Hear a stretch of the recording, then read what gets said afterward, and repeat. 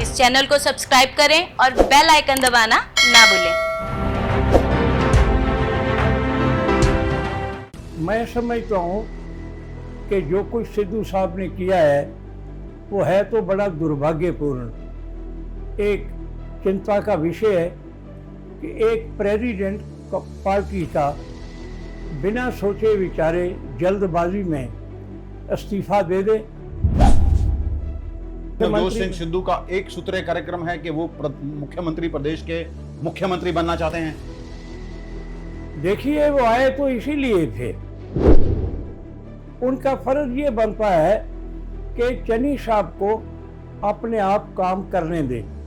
उनके एडमिनिस्ट्रेशन में रोजमर्रा के काम में किसी तरह की दखल अंदाजी प्रदेश के प्रधान को शोभा नहीं देती। आज तक किसी का नाम नहीं आया, किसी ने किसी का नाम नहीं लिया। सिर्फ ये कह देना ये ड्रग माफिया है, ये रेत माफिया है, ये कोई और माफिया है। अरे या तो इसकी खुले तौर पर इंक्वायरी करवाई जाए, पंजाब में कोई कमीशन बनाया जाता, इसकी इंक्वायरी करता। आदमी है कौन जिसका नाम लेने से सारे कतराते हैं? तो पॉलिटिकल आदमी भी अगर डरता है, उनका नाम लेने के लिए तैयार नहीं है, तो फिर काम चलेगा कैसे?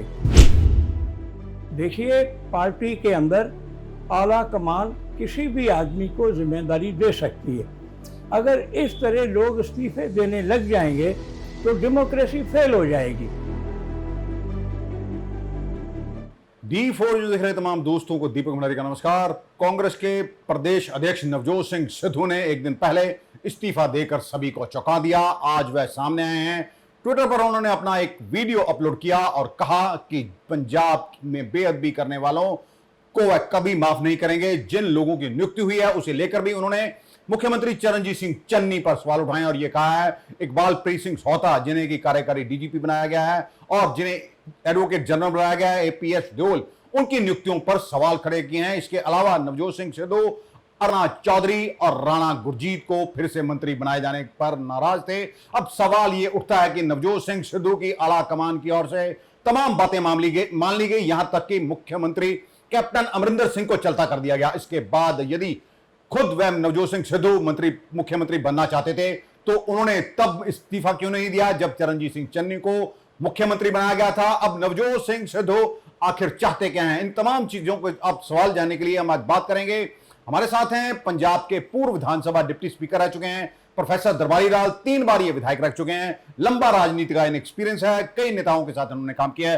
प्रोफेसर साहब नमस्कार, D4 न्यूज़ चैनल में आपका स्वागत है। प्रोफेसर नमस्कार जी। प्रोफेसर, इस घटनाक्रम को जो भी हो रहा है इसे आप कैसे देखते हैं? मैं समझता हूँ कि जो कुछ सिद्धू साहब ने किया है वो है तो बड़ा दुर्भाग्यपूर्ण। एक चिंता का विषय है कि एक प्रेसिडेंट पार्टी का बिना सोचे विचारे जल्दबाजी में इस्तीफा दे दे, जबकि जो भी घटनाक्रम पंजाब के अंदर हुआ है, आला कमान ने उसके कहने पर ही कैप्टन अमरिंदर सिंह, जो कि एक मैच्योर्ड सियासतदान और बड़े गंभीर मुद्रा के इंसान हैं, लंबा तलख तजुर्बात उन्होंने हासिल किए, अच्छी तरह वो एडमिनिस्ट्रेशन भी करते रहे, उनको हटाया गया और फिर उनके बाद एक नया झगड़ा पैदा हो गया सिद्धू साहब में और रंधावा साहब में। अल्टीमेटली उन्होंने खुद ही प्रपोज किया कि किसी ऐसी को चीफ मिनिस्टर बना दिया जाए। तो चन्नी साहब हाईली क्वालिफाइड है। उन्होंने जब वो मिनिस्टर रहे बड़े खूबसूरत तरीके से अपनी जिम्मेदारियों को सारा अंजाम दिया, वो मुख्यमंत्री बन गए, अपनी जिम्मेदारियां उन्होंने निभानी शुरू कर दी। अब उनका फ़र्ज ये बनता है कि चन्नी साहब को अपने आप काम करने दें। उनके एडमिनिस्ट्रेशन में रोज़मर्रा के काम में किसी तरह की दखल अंदाजी प्रदेश के प्रधान को शोभा नहीं देती। मैंने 1952 से लेके आज तक के समूचे इतिहास पर नज़रसानी की है। मैंने प्रताप सिंह कैरों को जब वो प्रेसिडेंट थे उनका ज़माना देखा, फिर वो चीफ मिनिस्टर बने, उसके बाद ज्ञान सिंह राड़ेवाला बने, फिर ज्ञानी जो थे जैल सिंह जी, वो पहले प्रधान बने, फिर मुख्यमंत्री बने। सरदार दरबारा सिंह प्रधान वैसे बने। मैं आपको कर रहा हूं, क्या नवजोत मुख्यमंत्री सिंह सिद्धू का एक सूत्रीय कार्यक्रम है कि वो मुख्यमंत्री, प्रदेश के मुख्यमंत्री बनना चाहते हैं? देखिए, वो आए तो इसीलिए थे। जब वो कांग्रेस में उन्होंने ज्वाइन किया था तो मुझे नहीं मालूम हाईकमान के साथ उनकी क्या वार्तालाप हुई थी, क्या फैसले हुए थे, मगर उनको एक बड़ा अच्छा महकमा लोगों की सेवा करने का दिया गया था, जो लोकल बॉडी का छोटा महकमा नहीं है। मुख्यमंत्री के बाद अगर कोई सबसे बड़ा डिपार्टमेंट था तो वो लोकल बॉडीज़ का था, जो शहरों में और कस्बों में बहुत लंबी चौड़ी जो सेवाएं थी वो कर सकते थे, मगर उसको उनको छोड़ना पड़ा। फिर उनको बिजली का महकमा दिया गया। वैसे वहीं से तो रिफ्ट शुरू हुई थी इनकी, जब इन्होंने हटाया गया लोकल बॉडी मंत्रालय से तो कैप्टन के खिलाफ तभी शायद ये चुप हो गए थे। कई महीनों तक चुप रहने के बाद ये जब ट्विटर पर एक्टिव हुए तो तभी आला कमान को इन्होंने एक संदेश दिया, एक उनके मन में ये दिमाग में एक बात बिठा दी गई कि कैप्टन अमरिंदर सिंह और बादल परिवार आपस में मिले हुए हैं, इसलिए पंजाब का भला नहीं हो सकता। आपको ध्यान होगा कि 18 सूत्रीय कार्यक्रम भी देना पड़ा था आला कमान को इसीलिए। देखिए, पॉलिटिक्स के अंदर अक्सर 2 या 3 पार्टियां आमने सामने होती हैं। पंजाब के अंदर शुरू से लेके आज तक कांग्रेस अकाली आमने सामने रहे। बीजेपी अकालियों के साथ जब सुलह कर लेती है तो फिर उनका दौर लग जाता था। अब कांग्रेस में कैप्टन अमरिंदर सिंह और दूसरी तरफ बादल साहब, दोनों के कोई समझौते का तो सवाल ही पैदा नहीं होता। उनको मौका मिलता है वो पंजाब की सेवा करते हैं, अकाली दल को मिलता है तो वो पंजाब में जो करना चाहते हैं वो करते हैं। इसमें समझौता कहाँ है? अगर बरगाड़ी कांड के ऊपर मसला पैदा हुआ तो पहले बादल साहब ने कमेटी बनाई, उसके बाद कैप्टन साहब ने बनाई, उसके बाद फिर जो सिट है स्पेशल इन्वेस्टिगेशन टीम बनाई गई, उसकी इंक्वायरी हुई। अब कैप्टन साहब के ऊपर इस तरह की इल्ज़ाम तराशी करना कि वो बादल साहब के साथ मिले हुए हैं, ये सरासर गलत है, बेबुनियाद है। अच्छा प्रशब, कैप्टन अमरिंदर सिंह को भी जब हटाया गया था, जब उन्हें इस्तीफा देना पड़ा अपने पद से, उन्होंने भी ये कह दिया था, उन्हें कहना पड़ा था ये रेत माफिया, शराब माफिया की बात करते हैं, लेकिन जो लोग इनके साथ चाय पी रहे हैं वही तो लोग हैं जो रेत माफिया का काम करते हैं या शराब माफिया हैं या ट्रांसपोर्ट माफिया हैं। इसे आप कैसे देखते हैं? देखिए, आज तक किसी का नाम नहीं आया, किसी ने किसी का नाम नहीं लिया। सिर्फ ये कह देना ये ड्रग माफिया है, ये रेत माफिया है, ये कोई और माफिया है। अरे या तो इसकी खुले तौर पर इंक्वायरी करवाई जाए, पंजाब में कोई कमीशन बनाया जाता, इसकी इंक्वायरी करता, आदमी है कौन जिसका नाम लेने से सारे कतराते हैं। तो पॉलिटिकल आदमी भी अगर डरता है, उनका नाम लेने के लिए तैयार नहीं है, तो फिर काम चलेगा कैसे? अब जो ड्रग का मसला है, मैंने पहले भी जिक्र किया था कि अफ़गानिस्तान से 11,000 करोड़ रुपए की ड्रग ये तालिबान तैयार करते हैं। पहले 8,000 करोड़ की थी, फिर 11,000 करोड़ की हुई। वो जितनी भी तैयार करते हैं वो पाकिस्तान के ज़रिए हिंदुस्तान में भेजते हैं। ये नहीं कोई ज़रूर पंजाब से आती है, बॉम्बे की तरफ से आती है, अभी पकड़ी गई है कांगड़ा की तरफ से आती है, एक पोर्ट से पकड़ी गई नेपाल है, की तरफ से आती है। 3,000 किलो तो पकड़ी गई कैप्टन है। साहब ने इस ड्रग को रोकने के लिए पूरा यत्न किया, किसी तरह की कोई कसर नहीं उन्होंने छोड़ी। अब इतना बड़ा देश है, किसी न किसी जगह से इन्फिल्ट्रेशन होती रहती है। तो मैं ये समझता हूँ कि कैप्टन साहब ने अपनी जिम्मेदारियों को निभाया। अब सवाल ये है कि जो सिद्धू साहब कहते हैं ये ड्रग माफिया हैं, या तो इनकी इंक्वायरी करवाएं, ये हैं कौन? रेत वाले हैं तो वो कौन आदमी हैं जो रेत वाले हैं? या ये लैंड ग्रैबर हैं तो वो कौन है? अगर पंजाब में गैंगस्टर हैं तो वो कितने हैं? उनको उनके खिलाफ एक्शन होना चाहिए, मगर एक्शन लेना है सरकार ने, एक्शन प्रदेश का प्रधान नहीं ले सकता। तो प्रशब, उनको इसीलिए तो शायद उन्होंने, मुझे लगता है कि इस्तीफा दे दिया, क्योंकि उन्हें लग रहा था अब उनकी चलेगी नहीं। क्योंकि कैप्टन अमरिंदर सिंह को जब हटाया गया उन्हें तब भी यही गिला रहता था कि उनकी बात सुनते नहीं हैं कैप्टन अमरिंदर सिंह। अब वही हाल उन्हें लगने लगा था, जो हाल मेरा तब हुआ था वही हाल मेरा अब हो जाएगा, क्योंकि संगठन के पास वो ताकत नहीं रहती है एक पार्टी का प्रदेश अध्यक्ष होने के नाते, जो कि एक मुख्यमंत्री के पास रहती है। देखिए भंडारी साहब, भारत का कॉन्स्टिट्यूशन दुनिया में सबसे सर्वश्रेष्ठ है। एक एक चीज़ की वहाँ लिखती तौर पर जिक्र किया गया है, किसको कितनी पावर दी गई है। प्रदेशों के अंदर मुख्यमंत्री और मंत्रिमंडल ये जिम्मेदार है अपने प्रदेश के विकास के लिए, प्रदेश में इस तरह की बुराइयों को दूर करने के लिए, तो लोगों को सहूलतें मुहैया करने इसीलिए के तो उन्हें लगा ना जी, मैं डमी बन गया। जैसे उन्होंने कहा था, आपको याद होगा, यहाँ पर कहा था मैं दर्शनी घोड़ा नहीं बनूंगा, ईंट से ईंट बजा दूंगा। तो ईंट से ईंट तो उन्होंने बजा दी। कांग्रेस को आपको नहीं लगता कि नवजोत सिंह सिद्धू ने मझधार में खड़ा कर दिया है? जो कांग्रेस की स्थिति आज से कुछ समय पहले थी पंजाब में, आज अगर बात की जाए पंजाब कांग्रेस की, तो पंजाब में कांग्रेस कहीं खड़ी नहीं दिख रही है। नहीं, ऐसी बात नहीं है। जब से इसको चन्नी साहब को बनाया गया है, पंजाब का जो गरीब आवाम है उनमें एक नई जागृति पैदा हुई है।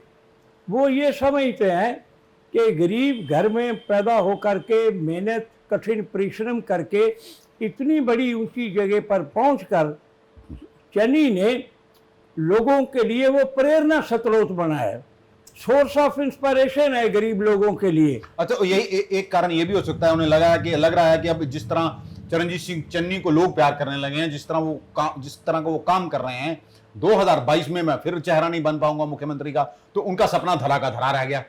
देखिए, चन्नी साहब को मुख्यमंत्री किसने बनाया? सिद्धू साहब ने। तो आला कमाने में सिद्धू साहब तो खुद मुख्यमंत्री बनना चाहते थे, उन्होंने अपना नाम खुद ही प्रपोज कर दिया था।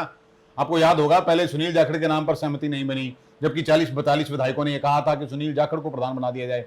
फिर कहते नहीं, सिख चेहरा होना चाहिए। फिर नाम आ गया सुखजिंदर सिंह रंधावा का, उन पर सहमति नहीं बनी, नवजोत सिंह सिद्धू अपना फोन बंद करके चले गए। फिर सहमति बननी, उन्होंने अपना नाम खुद ही प्रपोज कर दिया। लेकिन तब मनप्रीत सिंह बादल ने ये भूमिका निभाई और आला कमान को कहा कि आप चरणजीत सिंह चन्नी को मुख्यमंत्री बना दीजिए। शायद यही घटनाक्रम हुआ। देखिए, गो मनप्रीत सिंह बादल जी ने प्रपोज किया, मगर सिद्धू साहब ने भी उसका समर्थन किया। मतलब आपको लगता है अगर अब जो इस्तीफा दे रहे हैं, इन्हें तब इस्तीफा देना चाहिए था यदि ये मुख्यमंत्री खुद बनना चाहते थे तो? देखिए, पार्टी के अंदर आला कमान किसी भी आदमी को जिम्मेदारी दे सकती है।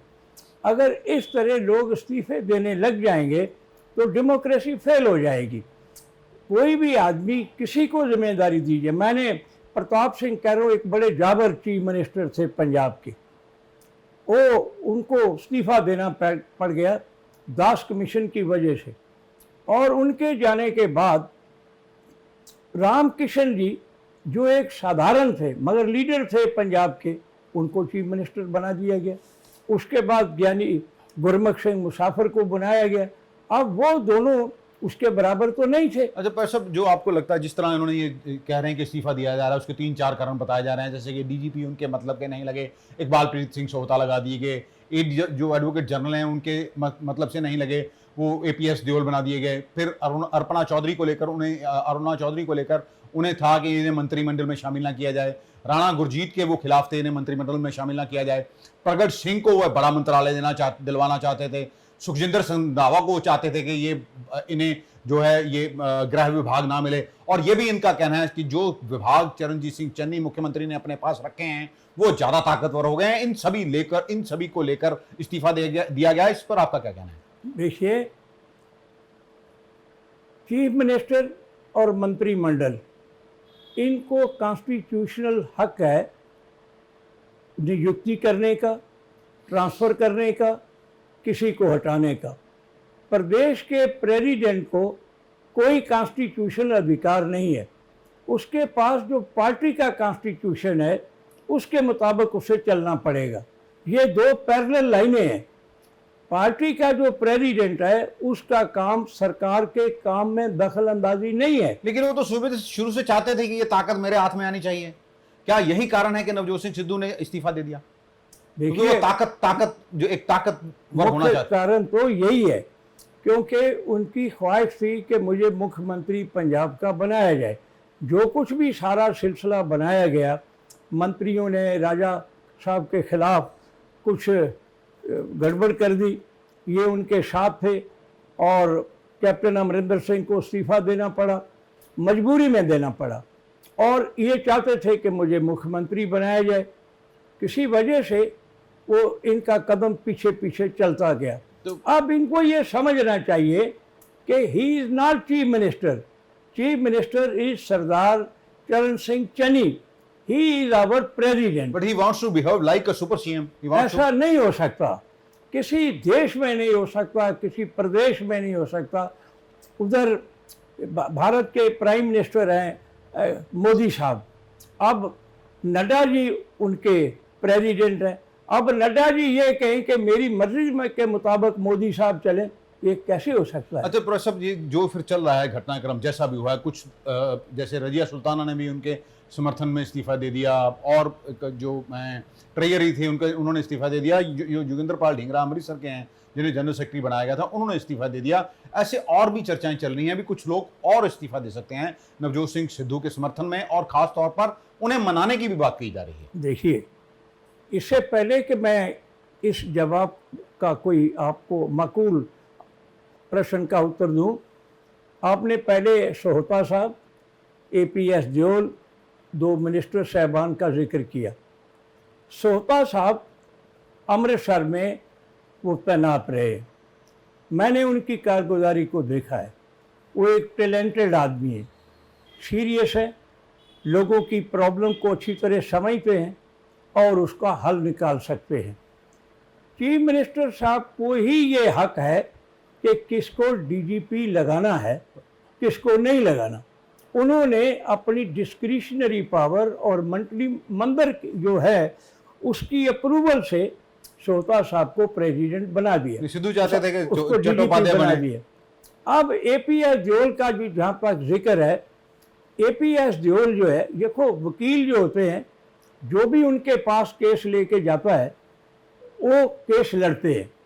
जिस समय बादल साहब ने कैप्टन अमरिंदर सिंह उसके साथियों पर केस डाला था, तो APS दियोल ने वो केस 18 साल केस लड़ा। उसके बाद बादल साहब और ये मजीठिया साहब पे केस आया, तभी उन्होंने लड़ा। फिर सैनी का केस आया, तभी उन्होंने लड़ा। वो एक कामयाब वकील है। मतलब आपका कहना है कि उनका प्रोफेशन है वकालत करना, उनके पास कोई भी जाएगा वो केस लड़ेंगे उसका। एक बड़ा ही प्रोमिनेंट पर्सन है, वेरी गुड रेपुटेशन है उनकी। मैं उनको ज़ाती तौर पर जानता हूँ, मैं ये समझता हूँ, और मैं चन्नी साहब को अप्रिशिएट करता हूँ उनके एक्शन की। उन्होंने APS दियोल को जो एडवोकेट जनरल लगाया है। तो अब उसको आप कैसे देखते हैं जो इस्तीफे का दौर चल पड़ा है? किसका इस्तीफा दिया? देखिए ना, नहीं, इसके बाद देखिए 2 मंत्री हैं, मिसेज अरुणा चौधरी है, वो मेरे साथ MA ले रही है, हमारी बेटियों के समान है। मैं उसके फादर इन लॉ के साथ 80 में MA ले रहा हूँ। एक पुराना परिवार है, तो उसने क्या गलती की है, उसको 2 तो औरतें हैं, तो आप 2 लेडीज़ को भी अगर अकोमोडेट नहीं कर सकते तो कैसे आप काम चलाएंगे? राणा गुरजीत जो था, अगर कोई गलती हुई तो उसने सज़ा भुगत ली। 4 साल वो बाहर रहा है, तो 4-5 महीने के लिए अगर मिनिस्टर बन गया तो उसमें होगा क्या? एक एक्सपीरियंस आदमी है, एक अच्छा एडमिनिस्ट्रेटर है, काम करना जानता है, उसको मौका फराहम होना चाहिए था। तो अब जो अगला घटनाक्रम हुआ जिस समर्थन में इस्तीफा दिया जा रहा है, जितने भी मिनिस्टर बनाए गए ये आला कमान की मर्जी से बनाए गए। नवजोत सिंह सिद्धू को वही तो शायद पच नहीं रहा, कहते हैं मेरी मर्जी नहीं ली गई इसमें, मेरी राय नहीं ली गई इसमें। कोई भी प्रेसिडेंट आला कमान की मर्जी के खिलाफ नहीं जा सकता। अगर वो आला कमान के हुक्म को ही नहीं मानना चाहता तो उसके लिए बेहतर ये होता है कि आदमी छोड़ दे। अब आपको क्या लगता है कि जिस तरह उनके समर्थन में कुछ लोग आए हैं, इस्तीफे दिए जा रहे हैं, उनको मनाने की कोशिश की जा रही है, क्या आला कमान को नवजोत सिंह सिद्धू को मनाना चाहिए या उन्हें इसी तरह छोड़ देना चाहिए? देखिए, अगर वो इस्तीफा दे के अब जैसे बाहर चले गए, चन्नी साहब ने एक बहुत ही अच्छी कार्रवाई की है। उन्होंने 2 आदमियों की जिम्मेदारी लगाई कि आप उसको मनाइए, ज़रूरत पड़ेगी तो और लोगों को भी कहा जाएगा। अगर परिवार के अंदर कोई झगड़ा पड़ जाए तो उसको मनाना चाहिए। ये हमारी मॉरली भी हम जिम्मेदार हैं इसके लिए, तो ये कोई बुरी बात नहीं है, ये एक अच्छा कदम है। और अगर वो नहीं मानते तो फिर जो नहीं मानता उसका तो इलाज एक ही होता है। ऐसा कहा जा रहा है कि क्योंकि आला कमान चाहते हैं नवजोत सिंह सिद्धू ना जाएं, क्योंकि इसीलिए हरीश रावत को फिर से दोबारा, हमारी जो जानकारी, हमारे पास जो जानकारी है, वो आज उन्हें फिर आना पड़ा है उत्तराखंड से चंडीगढ़। वो नवजोत सिंह सिद्धू को मनाने के लिए जाने वाले हैं। अच्छा है वो उनको मिले, उनकी मर्जी से ही आगे आला कमान ने जो फैसले किए, क्योंकि उन्होंने ही उनको जो समझाया पंजाब के बारे में तो उस तरह का इस सारे घटनाक्रम में जो, अगर आपको क्या लगता है कि कांग्रेस ने लूज किया है सिद्धू को लाने में? जी नहीं, सारा जो भी घटनाक्रम हुआ, पहले तो कैप्टन चीफ मिनिस्टर हटा दिए गए, नए मंत्रिमंडल का गठन हो गया, नवजोत सिंह सिद्धू प्रधान बन गए, अब उन्होंने इस्तीफा दे दिया। इसमें कांग्रेस कहीं ना कहीं प्रियंका गांधी और राहुल गांधी की भी तो जग हसाई हुई है ना। देखिए उन्होंने फेस किया, अब आप अमानत में खयानत कर दें तो इसमें उनका क्या कसूर है? मैं किसी पर यकीन करता हूं कि ये आदमी हमारी जिम्मेदारी निभाएगा। अगर वो जिम्मेदारी निभाने की बजाय खराबी पैदा कर देता है तो या तो हमारी असेसमेंट गलत है या आपने हमारा फेस जो है उसको शेक कर दिया है। तो कौशब, तो इसमें कांग्रेस को नुकसान हुआ है कुल मिलाकर सारे घटनाक्रम में? नहीं, कांग्रेस का कोई नुकसान नहीं होगा, कांग्रेस गेन करेगी। चन्नी के चीफ मिनिस्टर लगने से पंजाब का जो वोट बैंक है कांग्रेस का वो बड़ा है, क्योंकि अकाली दल और बीजेपी वाले पिछले कुछ महीनों से लगे हुए थे कि हम इस बार जो एससी है उसको डिप्टी चीफ मिनिस्टर बनाएंगे, कोई कह रहा था चीफ मिनिस्टर बनाएंगे, तो कांग्रेस ने उससे पहले उनको बना दिया, उनको काम करने का मौका भी मिल गया और आने वाले आप देखिए 15-20 रोज के बाद बिल्कुल ठीक हो जाएगा और चन्नी एक कामयाब चीफ मिनिस्टर बन के निकलेगा। ये कहाँ तक सच है? जैसे नवजोत सिंह सिद्धू बार बार आरोप लगाते हैं कि 18 सूत्रीय कार्यक्रम शामिल कर दिया गया, तो फिर उसी सवाल पर आ रहा हूँ। रेत माफिया, शराब माफिया, भू mafia, transport mafia, drug mafia, ये सभी अगर नेता लोग ना चाहें और प्रशासनिक अधिकारी ना चाहें, और क्या ये काम हो सकता है? क्या ये माफिया पनप सकता है? और इसके साथ ही मेरा सवाल है, भ्रष्टाचार लोगों के लिए नासूर बन चुका है। कौन नहीं जानता, हर एक दफ्तर में भ्रष्टाचार, पैसे लिए बिना को काम नहीं होता है, किसी की सुनवाई नहीं होती है। इसे आप कैसे देखते हैं? देखिए, जिस समय एक अच्छा चीफ मिनिस्टर, अच्छे मिनिस्टर साहबान बैठ के मन बना लें कि इस चीज़ को पूरी तरह कंट्रोल करना है, तो मैं समझता हूँ उसमें उनको कामयाबी ज़रूर मिल जाती है। ये भी कोशिश कर रहे हैं, राजा साहब ने भी की, मगर एक बात याद रखना, ये डेमोक्रेसी है, डिक्टेटरशिप नहीं है। डेमोक्रेसी के अंदर ये गुंडे, बदमाश, चोर, चक्के, इनको पनाह कौन देता है? आप ये ना समझिए कि को पुलिस प्रोटेक्ट करती है केवल, या हमारे जो पॉलिटिकल आदमी है वो करते हैं। जुडिशरी सबसे बड़ी इनकी पनाहगाह है, क्योंकि जिस समय पुलिस पकड़ के इनको जेल में भेजती है वहाँ इनकी जमानतें हो जाती हैं। ये जो दूसरे लोग काम करते हैं ये ठीक हो जाते हैं, किस देश में नहीं हुए? मैंने इंग्लैंड में हिस्ट्री में पढ़ा कितनी करप्शन थी, मगर एक प्राइम मिनिस्टर आया, मगर क्योंकि उस देश के अंदर प्रदेश नहीं है, वहाँ एक ही सरकार चलती है लोअर लेवल से लेके ऊपर तक।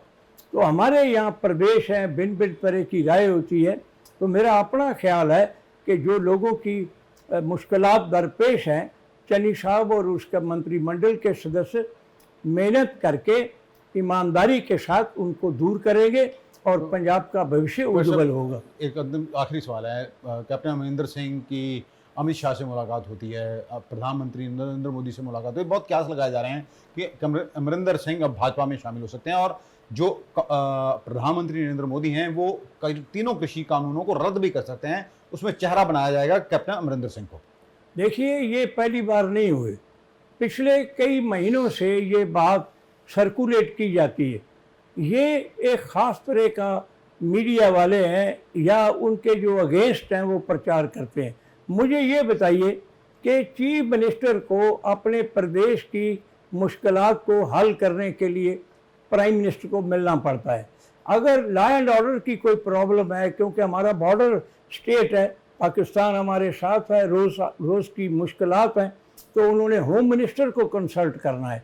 अगर कोई एग्रीकल्चर की मुश्किल है तो एग्रीकल्चर जो फूड मिनिस्टर है इंडिया का, उसको कंसल्ट करना है, तो चीफ मिनिस्टर को उसके पास जाना पड़ता है।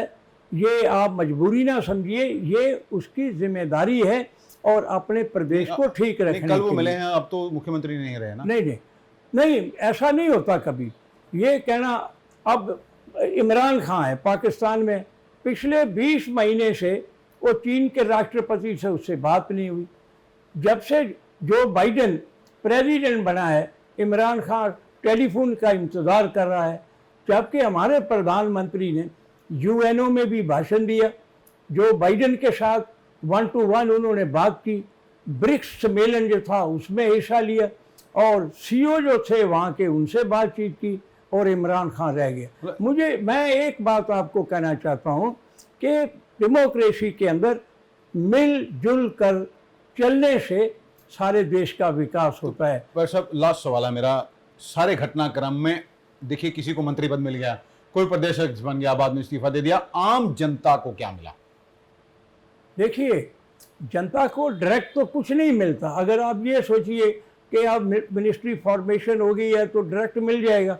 उन्होंने कुछ चीज़ें थी जिनको डिक्लेयर किया कि हम 200 यूनिट से 300 यूनिट बिजली जो है मुफ्तखोरी। तो देखिए, अब गरीब देश है, गरीब प्रदेश है, किसी ज़माने में इंडस्ट्री थी, खूब चलिए पैसा उनको था। मिल गया, बाकी आम जनता को क्या मिला? नहीं करेंगे, आम लोगों के लिए भी करेंगे। अब एक रोज़ तो हुआ नहीं उनको, एक रोज़ उन्होंने कैबिनेट बनाई, दूसरे दिन उन्होंने महकमे दिए और उसी रोज़ सिद्धू साहब ने इस्तीफा दे दिया। वो तो अभी बेचारे पंबल पूछे में फंसे हुए हैं, तो अभी निकल जाते हैं तो ठीक हो जाएगा। आप कुछ और कहना चाहें तो ऐसा, इस सारे घटनाक्रम को लेकर आप कुछ और कहना चाहें? मैं ये कहना चाहता हूँ कि कांग्रेस पार्टी, इस देश को कांग्रेस ने आज़ाद करवाया। कांग्रेस उसमें सभी का योगदान रहा, केवल कांग्रेस का तो नहीं रहा। नहीं, कांग्रेस और जो का शहीद मतलब- हो गए, ऐसा कहा जाता है, जो लड़े वो शहीद हो गए, जो झुके अंग्रेजों के सामने वो वजीर हो गए। देखिए, एक बात मैं आपको बताऊं, अगर महात्मा गांधी सारे देश को ऑर्गेनाइज करके अंग्रेज़ों के खिलाफ खड़े ना करते तो ये देश आज़ाद नहीं हो सकता था। पहली बार हिंदुस्तान में ये जलियांवाला बाग की घटना के बाद जिसमें रॉलेट एक्ट पास किया गया था, 6 अप्रैल 1919 को हिंदुस्तान का पहला नेशनल डे है। अगर हम ऑर्गेनाइज होते तो हम 850 साल गुलाम क्यों होते? 5-5 हज़ार आदमी लेकर के आए और हमारे देश को लूट के चले गए। टोटली डिसऑर्गेनाइज हमारा मुल्क था, पॉलिटिकली डिवाइडेड थे हम, और देश का जो सामाजिक ढांचा है वो जात पात में बटा हुआ था। लड़ाई कौन लड़ता था?